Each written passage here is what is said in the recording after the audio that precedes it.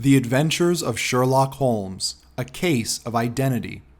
"My dear fellow," said Sherlock Holmes as we sat on either side of the fire in his lodgings at Baker Street, "life is infinitely stranger than anything which the mind of man could invent. We would not dare to conceive the things which are really mere commonplaces of existence. If we could fly out of that window, hand in hand, hover over this great city, gently remove the roofs, and peep in at the queer things which are going on, the strange coincidences, the plannings, the cross-purposes, the wonderful chain of events working through generations and leading to the most outlandish results, it would make all fiction with its conventionalities and foreseen conclusions most stale and unprofitable." "And yet I am not convinced of it," I answered. "The cases which come to light in the papers are, as a rule, bald enough and vulgar enough. We have in our police reports realism pushed to its extreme limits, and yet the result is, it must be confessed, neither fascinating nor artistic. A certain selection and discretion must be used in producing a realistic effect," remarked Holmes. "This is wanting in the police report, where more stress is laid, perhaps, upon the platitudes of the magistrate than upon the details, which to an observer contain the vital essence of the whole matter. Depend upon it, for there is nothing so unnatural as the commonplace." I smiled and shook my head. "I can quite understand your thinking so," I said. "Of course, in your position of unofficial advisor and helper to everyone who is absolutely puzzled throughout 3 continents, you are brought in contact with all that is strange and bizarre. But here," I picked up the morning paper from the ground, "let us put it to a practical test. Here is the first heading upon which I come. A husband's cruelty to his wife. There is half a column of print, but I know without reading it that it is all perfectly familiar to me. There is, of course, the other woman, the drink, the push, the blow, the bruise, the sympathetic sister or landlady. The crudest of writers could invent nothing more crude." "Indeed, your example is an unfortunate one for your argument," said Holmes, taking the paper and glancing his eye down upon it. "This is the Dundas separation case, and as it happens, I was engaged in clearing up some small points in connection with it. The husband was a teetotaler, there was no other woman, and the conduct complained of him was that he had drifted into the habit of winding up every meal by taking out his false teeth and hurling them at his wife, which, you will allow, is not an action likely to occur to the imagination of the average storyteller. Take a pinch of snuff, doctor, and acknowledge that I have scored over you in your example." He held out his snuff-box of old gold, with a great amethyst in the center of the lid. Its splendor was in such contrast to his homely ways and simple life that I could not help commenting upon it. "Ah," said he, "I forgot that I had not seen you for some weeks. It is a little souvenir from the King of Bohemia in return for my assistance in the case of the Irene Adler papers." "And the ring?" I asked, glancing at a remarkable brilliant which sparkled upon his finger. "It was from the reigning family of Holland, though the matter in which I served them was of such delicacy that I cannot confide it even to you, who have been good enough to chronicle 1 or 2 of my little problems." "And have you any on hand just now?" I asked with interest. "Some 10 or 12, but none which present any feature of interest. They are important, you understand, without being interesting.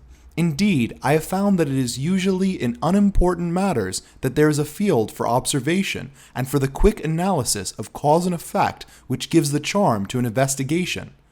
The larger crimes are apt to be the simpler, for the bigger the crime, the more obvious, as a rule, is the motive. In these cases, save for one rather intricate matter which has been referred to me from Marseille, there is nothing which presents any features of interest. It is possible, however, that I may have something better before very minutes are over, for this is one of my clients, or I am much mistaken." He had risen from his chair and was standing between the parted blinds, gazing down into the dull, neutral-tinted London street. Looking over his shoulder, I saw that on the pavement opposite there stood a large woman with a heavy fur boa round her neck, and a large, curling red feather in a broad-brimmed hat, which was tilted in a coquettish Duchess of Devonshire fashion over her ear. From under this great panoply she peeped up in a nervous, hesitating fashion at our windows, while her body oscillated backward and forward, and her fingers fidgeted with her glove buttons. Suddenly, with a plunge, as of the swimmer who leaves the bank, she hurried across the road, and we heard the sharp clang of the bell. "I have seen those symptoms before," said Holmes, throwing his cigarette into the fire. "Oscillation upon the pavement always means an affair of the heart. She would like advice, but is not sure that the matter is not too delicate for communication. And yet, even here we may discriminate. When a woman has been seriously wronged by a man, she no longer oscillates, and the usual symptom is a broken bell wire. Here we may take that there is a love matter, but that the maiden is not so much angry as perplexed or grieved. But here she comes in person to resolve our doubts." As he spoke, there was a tap at the door, and the boy in buttons entered to announce Miss Mary Sutherland, while the lady herself loomed behind his small black figure like a full-sailed merchantman behind a tiny pilot boat. Sherlock Holmes welcomed her with the easy courtesy for which he was remarkable, and having closed the door and bowed to her into an armchair, he looked her over in the minute and yet abstracted fashion which was peculiar to him. "Did you not find," he said, "that with your short sight it is a little trying to do so much typewriting?" "I did at first," she answered, "but now I know where the letters are without looking." Then, suddenly realizing the full purport of his words, she gave a violent start and looked up, with fear and astonishment upon her broad, good-humored face. "You've heard about me, Mr. Holmes," she cried, "else how could you know all that?" "Never mind," says Holmes, laughing. "It is my business to know things. Perhaps I have trained myself to see what others overlook. If not, why should you come to consult me?" "I came to you, sir, because I heard of you from Miss Etheridge, whose husband you found so easy when the police and everyone had given him up for dead. Oh, Mr. Holmes, I wish you would do as much for me. I'm not rich, but still I have 100 a year in my own right, besides the little money that I make by the machine, and I would give it all to know what has become of Mr. Hosmer Angel." "Why did you come to consult me in such a hurry?" asked Sherlock Holmes, with his fingertips together and his eyes to the ceiling. Again, a startled look came over the somewhat vacuous face of Miss Mary Sutherland. "Yes, I did bang out of the house," she said, "for it made me angry to see the easy way in which Mr. Windibank, that is my father, took it all. He would not go to the police, and he would not go to you, and so at last, as he would do nothing and kept on saying that there was no harm done, it made me mad, and I just on with my things and came right away to you." "Your father," said Holmes. "Your stepfather, surely, since the name is different." "Yes, my stepfather. I call him father, though it sounds funny too, for he is only 5 years and 2 months older than myself." "And your mother is alive?" "Oh yes, mother is alive and well. I wasn't pleased, Mr. Holmes, when she married again so soon after father's death, and a man who was nearly 15 years younger than herself. Father was a plumber in the Tottenham Court Road, and he left a tidy business behind him, which mother carried out with Mr. Hardy, the foreman. But when Mr. Windibank came, he made her sell the business, for he was very superior, being a traveler in wines. They got £4,700 for the goodwill and interest, which wasn't near as much as father could have got if he had been alive." I had expected to see Sherlock Holmes impatient under this rambling and inconsequential narrative, but on the contrary, he had listened with the greatest concentration of attention. "Your own little income," he asked, "does it come out of the business?" "Oh, no, sir. It is quite separate and was left to me by my Uncle Ned in Auckland. It is in New Zealand stock, paying 4.5%. £2,500 was the amount, but I can only touch the interest." "You interest me extremely," said Holmes, "and since you draw so large a sum as 100 a year, with what you earn into the bargain, you no doubt travel a little and indulge yourself in every way. I believe that a single lady can get on very nicely upon an income of about £60. "I could do with much less than that, Mr. Holmes, but you understand that as long as I live at home, I don't wish to be a burden to them, and so they have the use of the money just while I am staying with them. Of course, that is only just for the time. Mr. Windibank draws my interest every quarter and pays it over to mother, and I find that I can do pretty well with what I earn at typewriting. It brings me 2 pence a sheet, and I can often do from 15 to 20 sheets in a day." "You have made your position very clear to me," said Holmes. This is my friend, Dr. Watson, before whom you can speak as freely as before myself. Kindly tell us now all about your connection with Mr. Hosmer Angel." A flush stole over Miss Sutherland's face, and she picked nervously at the fringe of her jacket. "I met him first at the gasfitter's ball," she said. "They used to send Father tickets when he was alive, and then afterwards they remembered us and sent them to Mother. Mr. Windibank did not wish us to go. He never did wish us to go anywhere. He would get quite mad if I wanted to so much as join a Sunday school treat. But this time I was set on going, and I would go, for what right had he to prevent?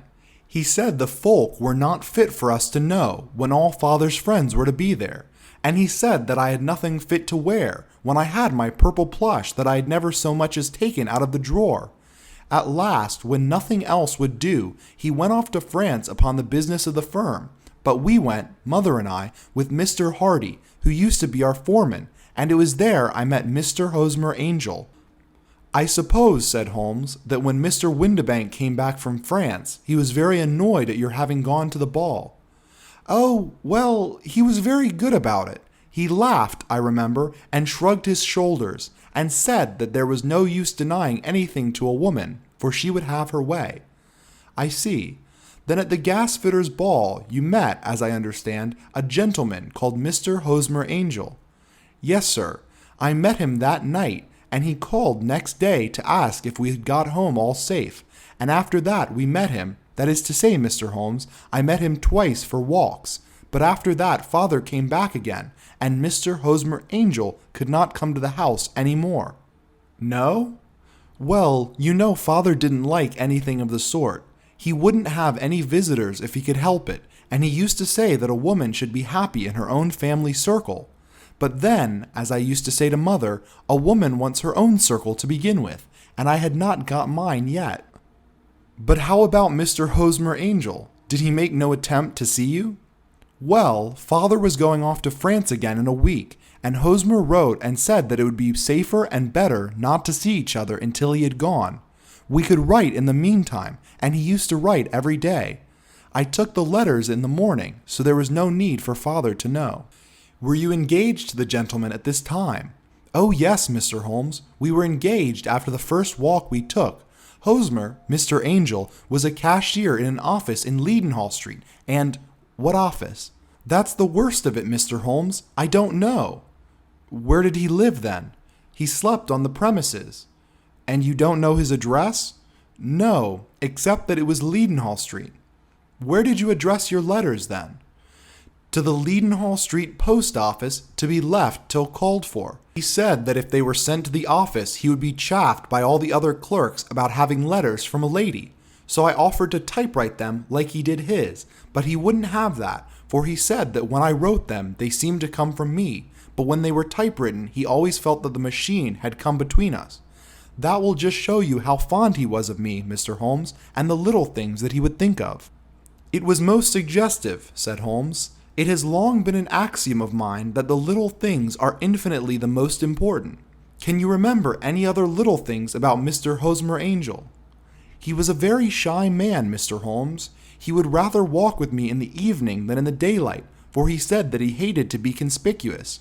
Very retiring and gentlemanly he was. Even his voice was gentle. He'd had the quinsy and swollen glands when he was young, he told me, and it had left him with a weak throat and a hesitating, whispering fashion of speech. He was always well dressed, very neat and plain, but his eyes were weak, just as mine are, and he wore tinted glasses against the glare." "Well, and what happened to Mr. Windibank, your stepfather, returned to France?" "Mr. Hosmer Angel came to the house again and proposed that we should marry before Father came back. He was in dreadful earnest and made me swear, with my hands on the testament, that whatever happened I would always be true to him. Mother said he was quite right to make me swear, and that it was a sign of his passion. Mother was all in favor from the first and was even fonder of him than I was. Then, when they talked of marrying within the week, I began to ask about Father, but they both said never mind about Father, but just to tell him afterward, and Mother said she would make it all right with him. I didn't quite like that, Mr. Holmes. It seemed funny that I should ask his leave, as he was only a few years older than me, but I didn't want to do anything on the sly, so I wrote to Father at Bordeaux, where the company has its French office, but the letter came back to me on the very morning of the wedding." "It missed him then?" "Yes, sir, for he had started to England just before it arrived." "Ha, that was unfortunate. Your wedding was arranged then for the Friday. Was it to be in church?" "Yes, sir, but very quietly. It was to be at St. Saviour's, near King's Cross, and we were to have breakfast afterwards at the St. Pancras Hotel. Hosmer came for us in a hansom, but as there were two of us, he put us both into it and stepped himself into the four-wheeler, which happened to be the only other cab in the street. We got to the church first, and when the four-wheeler drove up, we waited for him to step out, but he never did, and when the cabman got down from the box and looked, there was no one there. The cabman said that he could not imagine what had become of him, for he had seen him get in with his own eyes. That was last Friday, Mr. Holmes, and I have never seen or heard anything since then to throw any light on what became of him." "It seems to me that you have been very shamefully treated," said Holmes. "Oh, no, sir. He was too good and kind to leave me so. Why, all the morning he was saying to me that, whatever happened, I was to be true, and that even if something quite unforeseen occurred to separate us, I was always to remember that I was pledged to him, and that he would claim his pledge sooner or later. It seemed strange talk for a wedding morning, but what has happened since gives a meaning to it." "Most certainly it does. Your own opinion is, then, that some unforeseen catastrophe has occurred to him?" "Yes, sir. I believe that he foresaw some danger, or else he would not have talked so. And then I think that what he foresaw happened." "But you have no notion as to what it could have been?" "None." "One more question. How did your mother take the matter?" "She was angry, and said that I was never to speak of the matter again." "And your father? Did you tell him?" "Yes, and he seemed to think with me that something had happened, and that I should hear of Hosmer again. As he said, what interest could anyone have in bringing me to the doors of a church and then leaving me? Now, if he had borrowed my money, or if he had married me and got my money settled on him, there might have been some reason. But Hosmer was very independent about money and would never look at a shilling of mine. And yet, what could have happened? And why could he not write? Oh, it drives me half mad to think of it, and I can't sleep a wink at night." She pulled a little handkerchief out of her muff and began to sob heavily into it. "I shall look into the case for you," said Holmes, rising, "and I have no doubt that we shall reach some definite result. Let the weight of the matter rest upon me now, and do not let your mind dwell upon it further. Above all, try to let Mr. Hosmer Angel vanish from your memory, as he has done from your life." "Then you don't think I'll see him again?" "I fear not." "Then what has happened to him?" "You will leave that question in my hands. I should like an accurate description of him and any letters of his which you can spare." "I advertised for him in last Saturday's Chronicle," said she. "Here is the slip, and here are 4 letters from him." "Thank you. And your address?" "Number 31, Lion Place, Camberwell." "Mr. Angel's address you never had, I understand. Where is your father's place of business?" "He travels for Westhouse and Marbank, the great Claret importers of Fenchurch Street." "Thank you. You have made your statement very clearly. You will leave the papers here, and remember the advice which I have given you. Let the whole incident be a sealed book, and do not allow it to affect your life." "You are very kind, Mr. Holmes, but I cannot do that. I shall be true to Hosmer. He shall find me ready when he comes back." For all the preposterous hat and the vacuous face, there was something noble in the simple faith of our visitor which compelled our respect.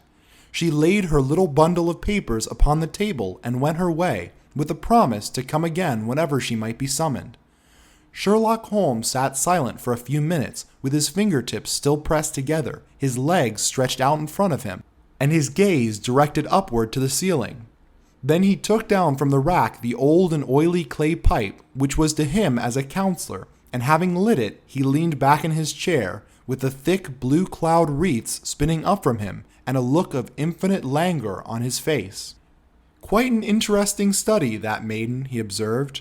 "I found her more interesting than her little problem, which, by the way, is rather a trite one.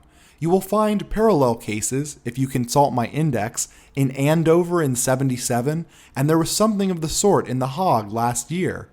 Old as is the idea, however, there were one or two details which were new to me, but the maiden herself was most instructive.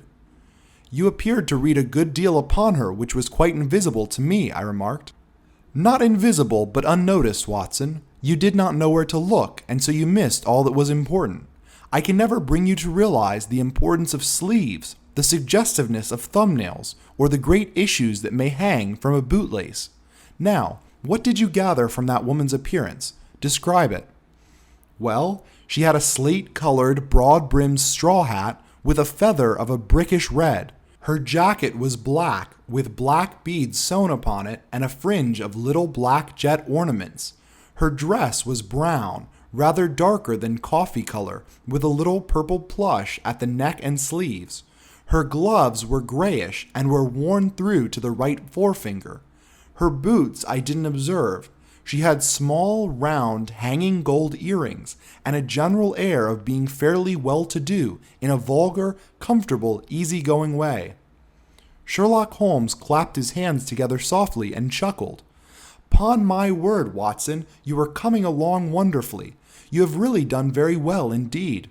It is true that you have missed everything of importance, but you have hit upon the method, and you have a quick eye for color. Never trust yourself to general impressions, my boy, but concentrate yourself upon details. My first glance is always at a woman's sleeve. In a man it is perhaps better to take first the knee of a trouser. As you observe, this woman had plush upon her sleeves, which is a most useful material for showing traces. The double line a little above the wrist, where the typewritist presses against the table, was beautifully defined. The sewing machine of the hand type leaves a similar mark, but only on the left arm and on the side of it farthest from the thumb, instead of being right across the broadest part, as this was. I then glanced at her face, and observing the dint of a pince-nez at either side of her nose, I ventured a remark upon short sight and typewriting, which seemed to surprise her. It surprised me. But surely it was obvious. I was then much surprised and interested on glancing down to observe that, though the boots she was wearing were not unlike each other, they were really odd ones, the one having a slightly decorated toe cap and the other a plain one. One was buttoned only in the lower two buttons out of 5, and the other one at the first, third, and fifth. Now, when you see that a young lady, otherwise neatly dressed, has come away from home with odd boots, half-buttoned, it is no great deduction to say that she came away in a hurry. "And what else?" I asked, keenly interested, as I always was, by my friend's incisive reasoning. I noted in passing that she had written a note before leaving home, but after being fully dressed. You observed that her right glove was torn at the forefinger, but you did not apparently see that both glove and finger were stained with violent ink. She had written in a hurry and dipped her pen too deep. It must have been this morning, or the mark would not remain clear upon the finger. All this is amusing, though rather elementary, but I must go back to business, Watson. Would you mind reading me the advertised description of Mr. Hosmer Angel? Held the little printed slip to the light. Missing, it said, on the morning of the 14th, a gentleman named Hosmer Angel, about 5 foot 7 inches in height, strongly built, sallow complexion, black hair, a little bald in the center, bushy black side whiskers and a mustache, tinted glasses, slight infirmity of speech. Was dressed, when last seen, in black frock coat, faced with silk, black waistcoat, gold Albert chain, and gray Harris tweed trousers, with brown gaiters over elastic-sided boots. Known to have been employed in an office in Leadenhall Street. Anyone bringing. "That will do," said Holmes. "As to the letters," he continued, glancing over them, "they are very commonplace. Absolutely no clue in them to Mr. Angel, save that he quotes Balzac once.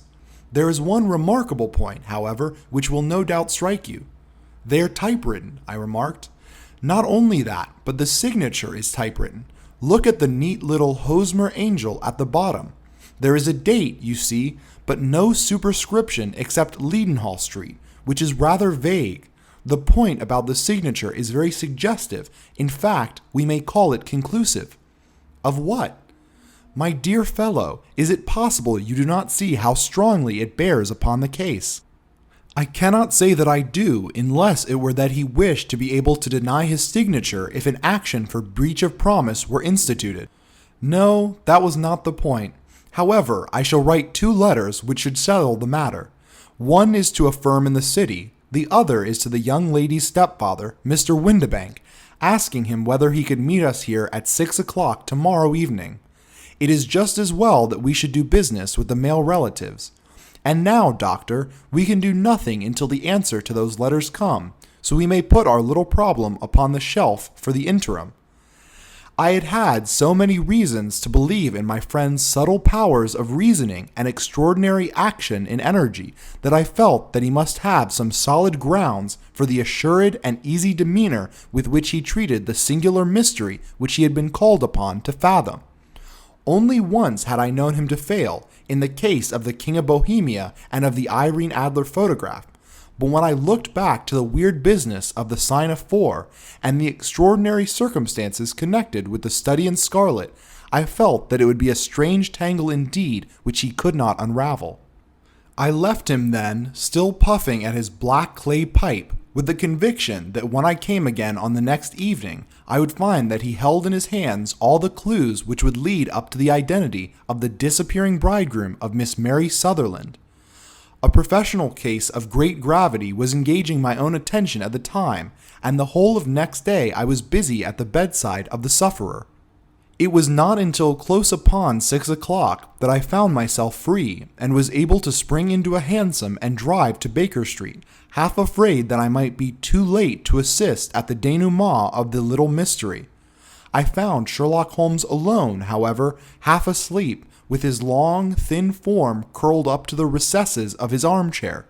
A formidable array of bottles and test tubes, with the pungent, cleanly smell of hydrochloric acid, told me that he had spent his day in the chemical work which was so dear to him. "Well, have you solved it?" I asked as I entered. "Yes, it was the bisulfate of Berida." "No, no, the mystery," I cried. "Oh, that! I thought of the salt that I had been working upon.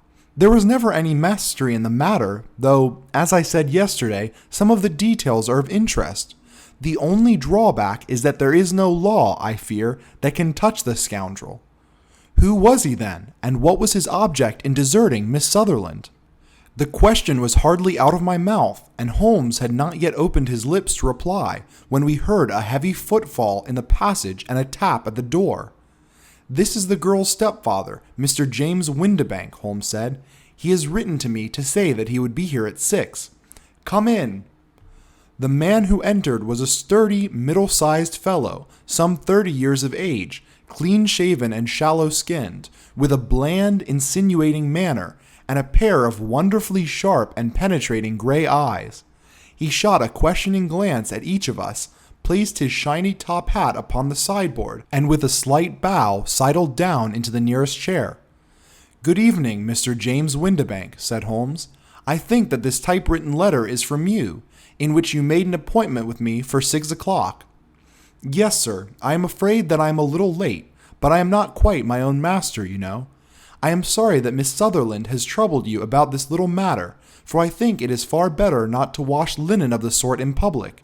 It was quite against my wishes that she came, but she is a very excitable, impulsive girl, as you may have noticed, and she is not easily controlled when she has made up her mind on a point. Of course, I did not mind you so much, as you are not connected with the official police, but it is not pleasant to have a family misfortune like this noised abroad. Besides, it is a useless expense, for how could you possibly find this Hosmer Angel?" "On the contrary," said Holmes quietly, "I have every reason to believe that I will succeed in discovering Mr. Hosmer Angel." Mr. Windibank gave a violent start and dropped his gloves. "I am delighted to hear it," he said. "It is a curious thing," remarked Holmes, "that a typewriter has really quite as much individuality as a man's handwriting. Unless they are quite new, no two of them write exactly alike. Some letters get more worn than others, and some wear only on one side. Now, you remark in this note of yours, Mr. Windibank, that in every case there is some little slurring over of the E and a slight defect in the tail of the R. There are 14 other characteristics, but those are the more obvious. We do all our correspondence with this machine at the office, and no doubt it is a little worn, our visitor answered, glancing keenly at Holmes with his bright little eyes. And now I will show you what is really a very interesting study, Mr. Windibank, Holmes continued. I think of writing another little monograph some of these days on the typewriter and its relation to crime. It is a subject to which I have devoted some little attention. I have here 4 letters which purport to come from the missing man. They are all typewritten. In each case, not only are the E's slurred and the R's tailless, but you will observe, if you care to use my magnifying lens, that the 14 other characteristics to which I have alluded are there as well. Mr. Windibank sprang out of his chair and picked up his hat. I cannot waste time over this sort of fantastic talk, Mr. Holmes. If you can catch the man, catch him, and let me know when you have done it. Certainly, said Holmes, stepping over and turning the key in the door. I let you know, then, that I have caught him. What? Where? Shouted Mr. Windibank, turning white to his lips and glancing about him like a rat in a trap. Oh, it won't do. Really, it won't, said Holmes suavely. There is no possible getting out of it, Mr. Windibank. It is quite too transparent, and it was really a very bad compliment when you said that it was impossible for me to solve so simple a question. That's right. Sit down and let us talk it over. Our visitor collapsed into a chair with a ghastly face and a glitter of moisture on his brow. It's not actionable, he stammered. I am very much afraid that it is not. But between ourselves, Windibank, it was as cruel and selfish and heartless a trick in a petty way as ever came before me. Now, let me just run over the course of events, and you will contradict me if I go wrong. The man sat huddled up in his chair, with his head sunk upon his breast, like one who is utterly crushed. Holmes stuck his feet up on the corner of the mantelpiece, and leaning back with his hands in his pockets, began talking, rather to himself, as it seemed, than to us. The man married a woman very much older than himself for her money, said he, and he enjoyed the use of the money of the daughter as long as she lived with them. It was a considerable sum for people in their position, and the loss of it would have made a serious difference. It was worth an effort to preserve it. The daughter was of a good, amiable disposition, but affectionate and warm-hearted in her ways, so that it was evident that with her fair personal advantages and her little income, she would not be allowed to remain single long. Now her marriage would mean, of course, the loss of 100 a year, so what does the stepfather do to prevent it? He takes the obvious course of keeping her at home and forbidding her to seek the company of people of her own age. But soon she found that that would not answer forever. She became restive, insisted upon her rights, and finally announced her positive intention of going to a certain ball. What does her clever stepfather do then? He conceives an idea more credible to his head than his heart. With the connivance and assistance of his wife, he disguised himself, covered those keen eyes with tinted glasses, masked the face with a mustache and a pair of bushy whiskers, sunk that clear voice into an insinuating whisper, and doubly secure on account of the girl's short sight, he appears as Mr. Hosmer Angel, and keeps off other lovers by making love himself. It was only a joke at first, groaned our visitor. We never thought that she would have been so carried away. Very likely not. However that may be, the young lady was very decidedly carried away, and having quite made up her mind that her stepfather was in France, the suspicion of treachery never for an instant entered her mind. She was flattered by the gentleman's attention, and the effect was increased by the loudly expressed admiration of her mother. Then Mr. Angel began to call, for it was obvious that the matter should be pushed as far as go if a real effect were to be produced. There were meetings and an engagement which would finally secure the girl's affection from turning toward anyone else. But the deception could not be kept up forever. These pretended journeys to France were rather cumbrous. The thing to do was clearly to bring the business to an end in such a dramatic manner that it would leave a permanent impression upon the young lady's mind and prevent her from looking upon any other suitor for some time to come. Hence those vows of fidelity exacted upon a testament, and hence also the allusions to a possibility of something happening on the very morning of the wedding. James Windibank wished Mr. Sutherland to be so bound to Hosmer Angel and so uncertain as to his fate, that for 10 years to come, at any rate, she would not listen to another man. As far as the church door he brought her, and then, as he could go no further, he conveniently vanished away by the old trick of stepping in at one door of a four-wheeler and out at the other. I think that was the chain of events, Mr. Windibank. Our visitor had recovered something of his insurance whilst Holmes had been talking, and he rose from his chair now with a cold sneer upon his pale face. It may be so, or it may not, Mr. Holmes. But if you are very sharp, you ought to be sharp enough to know that it is you who are breaking the law now, and not me.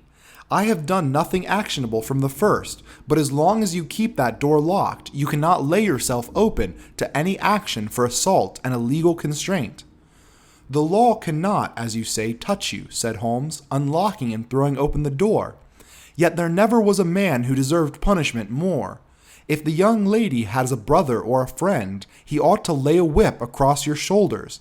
By Jove, he continued, flushing up at the sight of the bitter sneer upon the man's face, it is not part of my duties to my client, but here's a crunting crop handy, and I think I shall just treat myself to... He took 2 swift steps to the whip, but before he could grasp it, there was a wild clatter of steps upon the stairs. The heavy hall door banged, and from the window we could see Mr. James Windibank running at the top of his speed down the road. There's a cold-blooded scoundrel, said Holmes, laughing as he threw himself down on his chair once more. That fellow will rise from crime to crime until he does something very bad and ends on the gallows. The case has, in some respects, been not entirely devoid of interest. I cannot now entirely see all the steps of your reasoning, I remarked. Well, of course, it was obvious from the first that this Mr. Hosmer Angel must have some strong object for his curious conduct, and it was equally clear that the only man who really profited from the incident, as far as we could see, was the stepfather. Then the fact that the 2 men were never together, but that the one always appeared when the other was away, was suggestive. So were the tinted spectacles and the curious voice, which both hinted at a disguise, as did the bushy whiskers. My suspicions were all confirmed by his peculiar action in typewriting his signature, which, of course, inferred that his handwriting was so familiar to her that she would recognize even the smallest sample of it. You see, all these isolated facts, together with many minor ones, all pointed in the same direction. And how did you verify them? Having once spotted my man, it was easy to get corroboration. I knew the firm for which his man worked. Having taken the printed description, I eliminated everything from it which could be the result of a disguise. The whiskers, the glasses, the voice, and I sent it to the firm, with the request that they inform me whether it answered to the description of any of their travelers. I had already noticed the peculiarities of the typewriter, and I wrote to the man himself at his business address asking him if he would come here. As I expected, his reply was typewritten and revealed the same trivial but characteristic defects. The same post brought me a letter from Westhouse and Marbank of Fenchurch Street to say that the description tallied in every respect with that of their employee, James Windibank. Voila! And Miss Sutherland? If I tell her, she will not believe me. You may remember the old Persian saying, there is danger for him who taketh the tiger cub, and danger also for whoso snatches a delusion from a woman. There is as much sense in Hafiz as in Horace, and as much knowledge of the world. End of A Case of Identity.